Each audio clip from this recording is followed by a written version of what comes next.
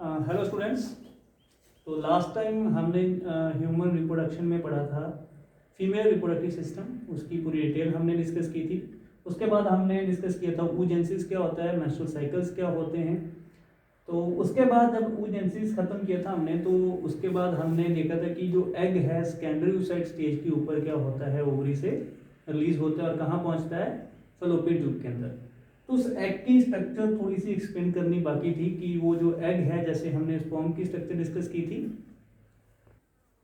तो जैसे हमने स्पर्म की स्ट्रक्चर को डिस्कस किया था लास्ट टाइम, लास्ट लेक्चर में, तो इस लेक्चर में मैं थोड़ा सा आपको बताऊंगा कि जो एग होता है फीमेल जो ओवरी रिलीज करती है, उसके पास क्या क्या होता है। तो जैसे आपका नॉर्मल एक सेल होता है, सिंगल सेल, वैसा ही एक सेल है। इसके पास आपको न्यूक्लियस मिलेगा जिसमें आपको साइटोप्लाज्म मिलेगी। ये अंदर बिल्कुल न्यूक्लियस दिख रहा है आपको, उसके अराउंड ये साइटोप्लाज्म दिख रही है। साइटोप्लाज्म में एक स्पेशल चीज फीमेल के अंदर होती है जिसको बोलते हैं हम कॉर्टिकल ग्रेन्यूल्स। ये जो आपको साइटोप्लाज्म में कॉर्टेक्स के रीजन के अंदर जो जो आपको ग्रेन्यूल्स दिख रहे हैं, वेसिकल्स, इनके अंदर कुछ केमिकल सब्सटेंस हैं, इनको बोला जाता है कॉर्टिकल ग्रेन्यूल्स। इसके ऊपर ये प्लाज्मा मेम्ब्रेन है, इसकी सेल मेम्ब्रेन जिसको आप बोल सकते हो। उसके ऊपर इसके पास एक और स्पेशल एग की जो अपनी मेम्ब्रेन होती है जिसको हम नाम देते हैं जोना पेलुसिडा। तो plasma membrane is surrounded by another layer that is known as zona pellucida. दोनों के बीच में एक स्पेस है, उस स्पेस का नाम है पेरीविटलाइन स्पेस। तो यहाँ पे जो प्लाज्मा मेम्ब्रेन, जिसको कई बार विटलाइन मेम्ब्रेन लिखा जाता है, प्लाज्मा मेम्ब्रेन और जो जोना पेलुसिडा, उसके बीच में ये जो आपको स्पेस दिख रही है, this space is known as perivitelline space. और इस जोना पेलुसिडा के ऊपर, क्योंकि अभी आपको पता है oogenesis हमने पढ़ा है कि धीरे धीरे जो फॉलिकल सेल्स हैं, वो जो जर्म सेल होता है उसको फॉलिकल कलर सेल जो है वो कवर करते रहते हैं। वो जैसे जैसे मच्योर होता रहता है, 15th day of menstrual cycle पे वो रिलीज होता है ओवरी से। तो उस एग के ऊपर, उस सेल के ऊपर कुछ फॉलिकुलर सेल्स भी साथ में आ जाते हैं। तो जैसे यहाँ पे आपको लिखा हुआ है फॉलिकल सेल्स, इस लेयर के पास बहुत सारे फॉलिकल सेल्स आपको यहाँ पे दिख रहे हैं। तो साथ में ग्रैनुलोसा सेल्स होंगे। तो वो दोनों मिला के जो लेयर बनाते हैं यहाँ पे, वो लेयर क्या बनती है, फॉलिकल सेल्स के साथ साथ इसमें कुछ केमिकल सब्सटेंस होता है जिसमें हाइलुरोनिक एसिड होता है। तो hyaluronic acid plus these follicular cells forms another layer over zona pellucida and this layer is known as corona radiata. तो बेसिकली तीन लेयर आपको एक एग के ऊपर, फीमेल के एग के ऊपर मिलेंगी। The outermost layer is called corona radiata which is entirely consist of follicular cells plus some other cells along with some chemical substances like hyaluronic acids. उसके साथ अलावा inner to this corona radiata there is another membrane or another layer. This layer is known as zona pellucida, and to inner to this zona pellucida there is a space. That space is called as periveteline space. और उसके अंदर जो है वो है plasma membrane. बाकी normal cell की तरह साइटोप्लाज्म, न्यूक्लियस और अदर ऑर्गेनेल्स जो है इस एग सेल के अंदर होती हैं। तो ये थी स्ट्रक्चर ऑफ फीमेल एग।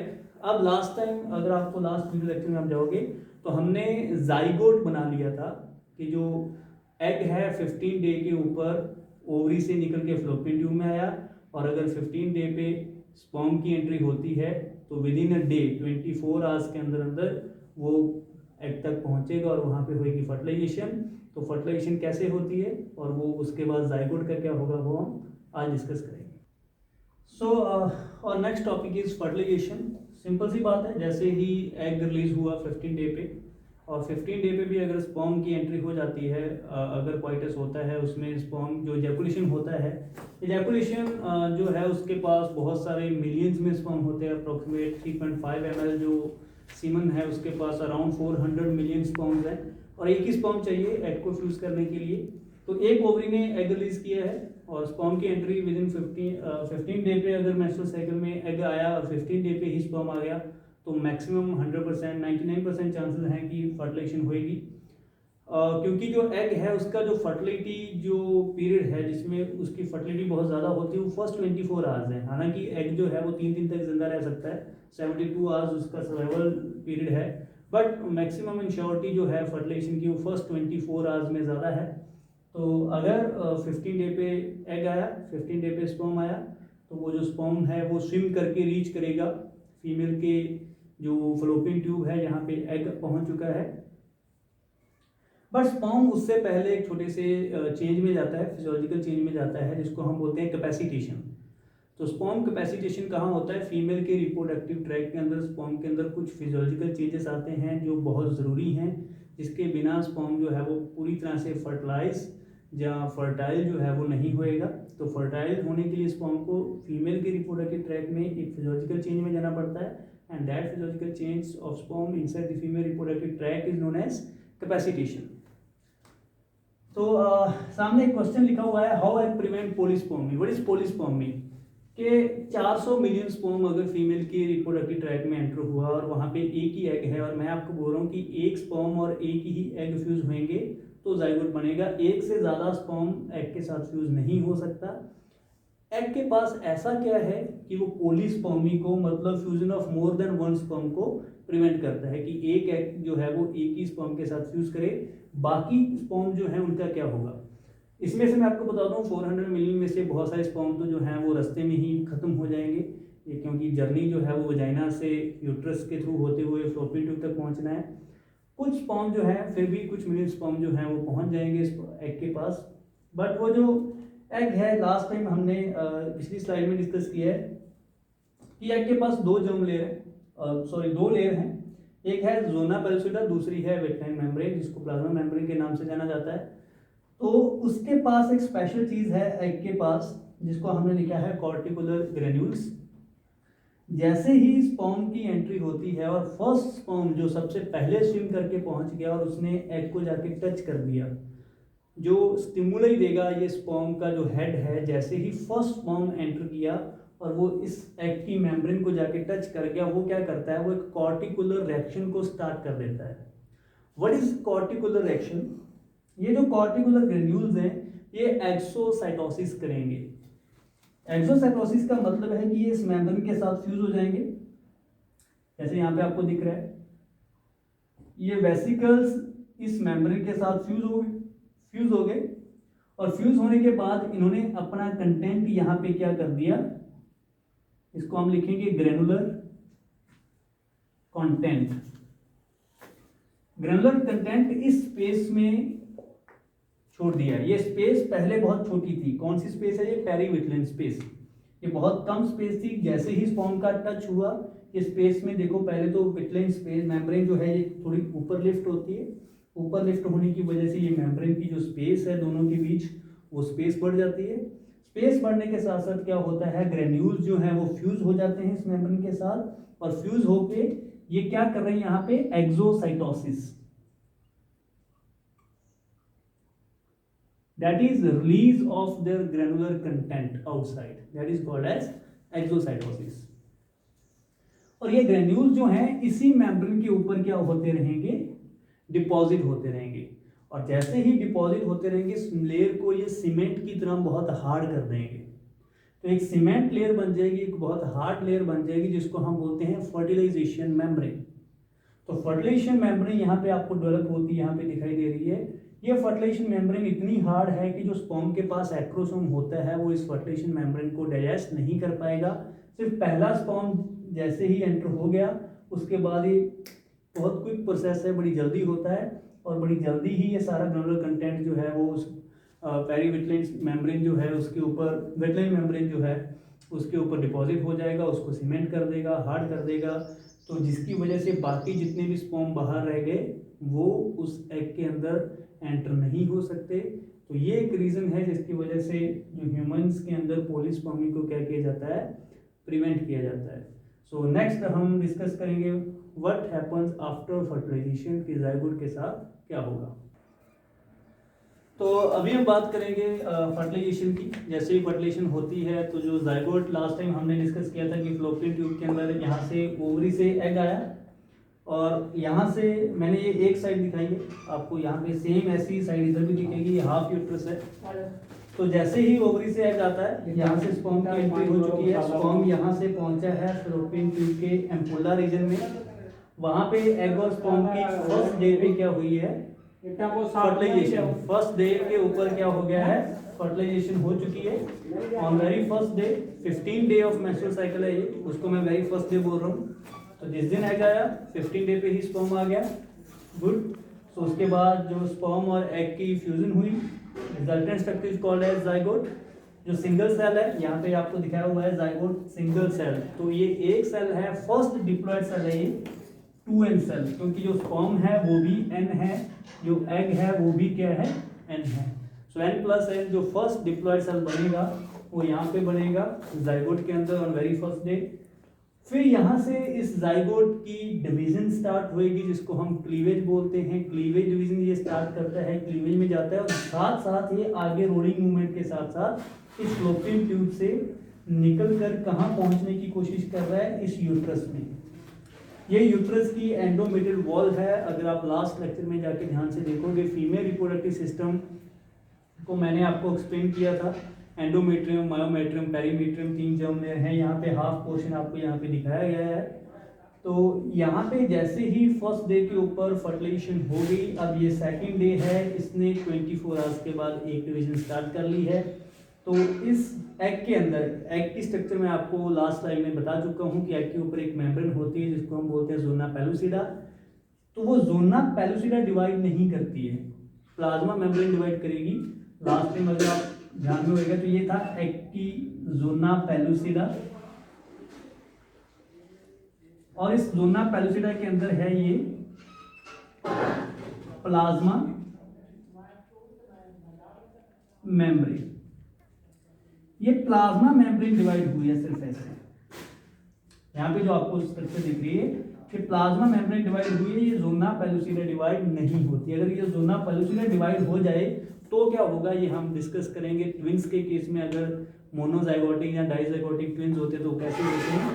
तो ये जो जाइगोट है, ये जोना पेलुसिडा इसकी डिवाइड नहीं करेगी। यहाँ पे भी आपको जोना पेलुसिडा इंटैक्ट दिख रही है, अंदर की प्लाज्मा मेम्ब्रेन के साथ जो एक सेल था वो डिवाइड होकर कितने बन चुका है, 2, 2 से 4, 4 से 8, 8 से 16। इस तरीके से ये माइटोसिस, और ध्यान रखना यहाँ पे क्या हो रही है,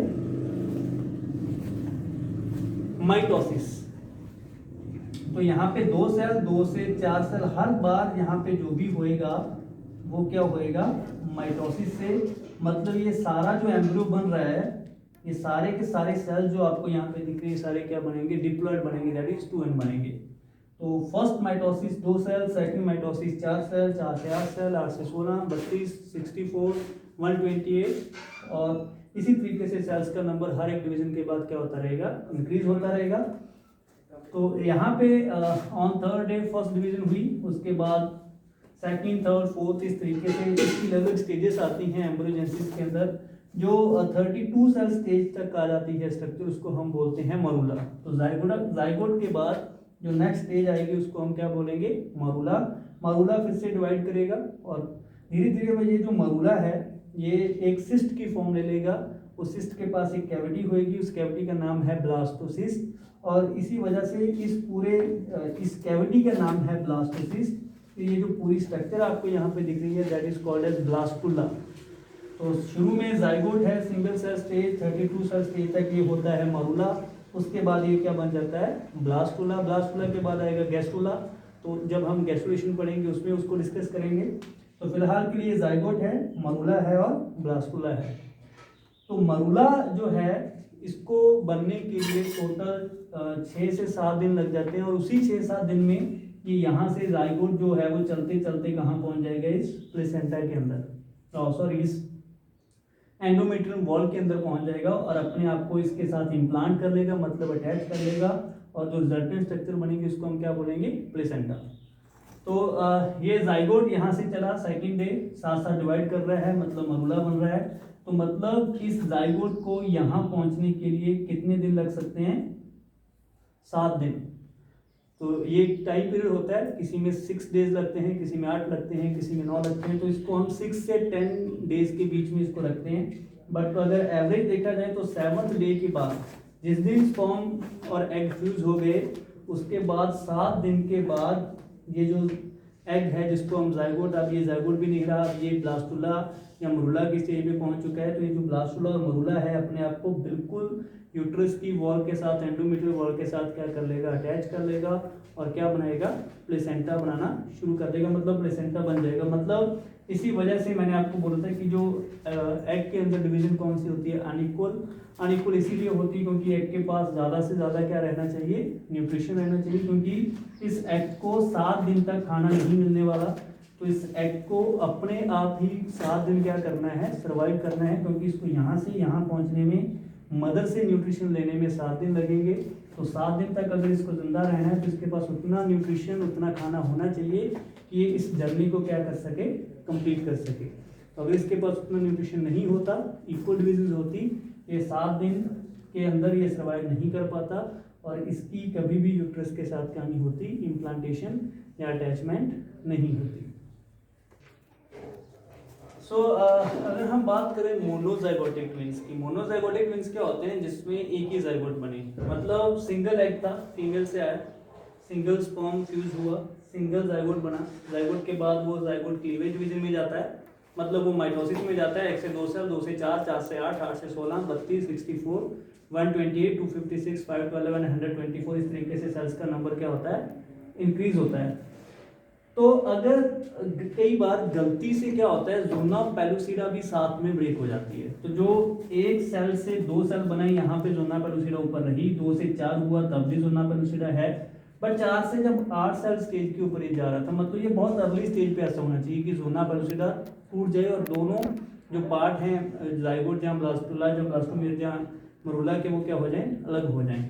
तो यहाँ पे एक सेल से 8 सेल का एक बड़ा सेल बनना चाहिए था, क्योंकि उसके ऊपर एक जोना पेलुसिडा होनी चाहिए थी, बट यहाँ पे ऐसा नहीं हुआ, जोना पेलुसिडा भी यहाँ से ब्रेक हो गई, 4 सेल एक जोना पेलुसिडा लेयर के अंदर आ गए और 4 सेल दूसरे जोना पेलुसिडा लेयर के अंदर आ गए। मतलब यहाँ पे ये 2 एम्ब्रियो आपको यहाँ पे बनते हुए दिखाई दे रहे हैं। एक एम्ब्रियो ने अपने आप को अटैच कर लिया यूट्रस की वॉल के साथ, दूसरे एम्ब्रियो ने भी अपने आप को क्या कर लिया, यूट्रस की वॉल के साथ अटैच कर लिया, और दोनों के दोनों एम्ब्रियो ने इम्प्लांटेशन हुई। इम्प्लांटेशन होता है attachment of embryo with uterus wall और endometrial wall is called as implantation. And resultant structure जो उससे बनेगी वो कैसे बनेगी, प्लेसेंटा की बात हम नेक्स्ट टाइम करेंगे। तो वो resultant structure is known as placenta, और प्लेसेंटा का काम है इस एम्ब्रियो को क्या प्रोवाइड करवाना, नरिशमेंट प्रोवाइड करवाना।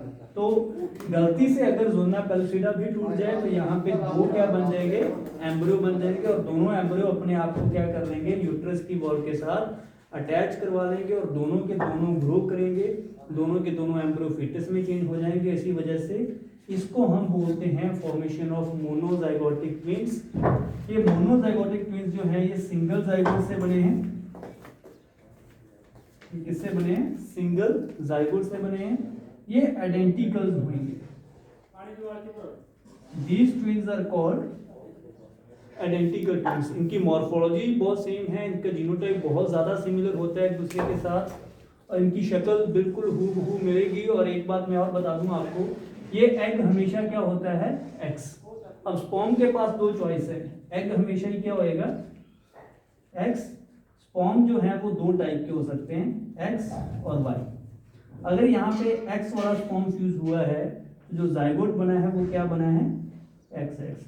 मतलब ये कौन सा जाइगोट बना है, गर्ल चाइल्ड का। तो मतलब यहाँ पे अगर एक्स एक्स है तो यहाँ पे जो दोनों, यही जाइगोट आगे 2 में टूट गया तो दोनों जाइगोट के अंदर जो सेल होंगे वो क्या होंगे, एक्स एक्स। मतलब ये दोनों चाइल्ड क्या होंगे, गर्ल चाइल्ड होंगे।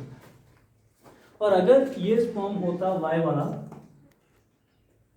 अगर ये वाला स्पर्म इस एग के साथ फ्यूज करता तो जाइगोट बनता एक्स वाई वाला। तो ये कौन सा जाइगोट बनता, बॉय चाइल्ड वाला। तो यहाँ पे भी क्या होता फिर एक्स एंड वाई। तो यहाँ पे भी जो दोनों सेल जो टूटते वो भी क्या होते हैं, एक्स और वाई। तो दोनों के दोनों जो चाइल्ड होंगे वो दोनों क्या होंगे, बॉय चाइल्ड। मोनोजाइगोटिक ट्विंस में कोई चांस नहीं होता कि एक लड़का हो एक लड़की हो, हमेशा जहाँ तो दोनों लड़के होंगे जहाँ दोनों लड़कियां होंगी। मोनोजाइगोटिक के केस में कभी ऐसा नहीं होता कि एक लड़का होएगा और एक लड़की होएगी।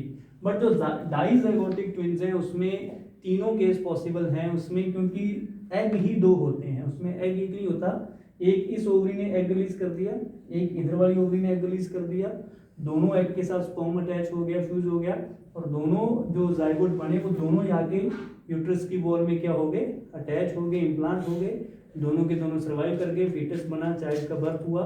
उसमें तीनों पॉसिबिलिटी हैं। हो सकता है कि दोनों एग जो हैं, एक एग को एक्स वाला स्पर्म फ्यूज कर दिया, दूसरे को वाई वाला, तो मतलब हो सकता है कि उसमें एक लड़का हो एक लड़की हो सकता है कि दोनों को एक्स वाला स्पर्म फ्यूज कर दिया तो दोनों लड़कियां हो जाएंगी डायजोटिक के केस में। हो सकता है दोनों को वाई वाला स्पर्म फ्यूज करके दोनों एग्स को, तो दोनों जो जाइगोट बने दोनों बॉय चाइल्ड वाले बने तो दोनों के दोनों मेल चाइल्ड हो जाएंगे। तो इसी के ऊपर डिपेंड करता है कि कौन सा स्पर्म जो है वो एग को फ्यूज करता है डायजोटिक और मोनोजाइगोटिक के केस में। जो दोनों बच्चे होने वाले हैं क्या वो दोनों लड़के होंगे या दोनों लड़कियां होंगी। सो ये जो सिर्फ और सिर्फ किसके हाथ में होता है, मेल्स के हाथ में है कि लड़का होना है या लड़की होनी है, इसमें फीमेल्स का कोई भी रोल नहीं होता। सो इस तरीके से मोनोजाइगोटिक और डाइजाइगोटिक ट्विंस की जो है एक्सप्लेनेशन जो है डेवलपमेंट जो है वो होती है। मोनोजाइगोटिक ट्विंस ट्रूली आइडेंटिकल होते हैं, दोनों की शक्लें बहुत मिलती हैं और वो दोनों या तो बॉय चाइल्ड होंगे या गर्ल चाइल्ड होंगी। डाइजाइगोटिक ट्विंस के केस में बहुत रेयर चांस है कि उनकी शक्ल मिलेगी, क्योंकि दोनों जो है वो अलग एग से और अलग स्पर्म की फ्यूजन से जो है वो बनते हैं। तो इसके बाद हम देखेंगे कि जो जाइगोट डिवाइड कर रहा है क्लीवेज, कौन सी क्लीवेज होती है, मरूला कैसे बनता है, ब्लास्टुला कैसे बनता है। ये जो ब्लास्टुला के अंदर आपको सेल्स दिख रहे हैं, ये लेयर दिख रही है, इसको हम ट्रोफोब्लास्ट बोलते हैं। ये इनर सेल मास है, एम्ब्रियोनॉक बोलते हैं इसको। ये कैसे बनी, ये डिफरेंशिएशन कैसे हुई, प्लेसेंटा कौन सी लेयर बनाएगी और आगे की गैस्ट्रुलेशन कैसे होगी, वो नेक्स्ट वीडियो लेक्चर में हम आपके लिए लेके आएंगे।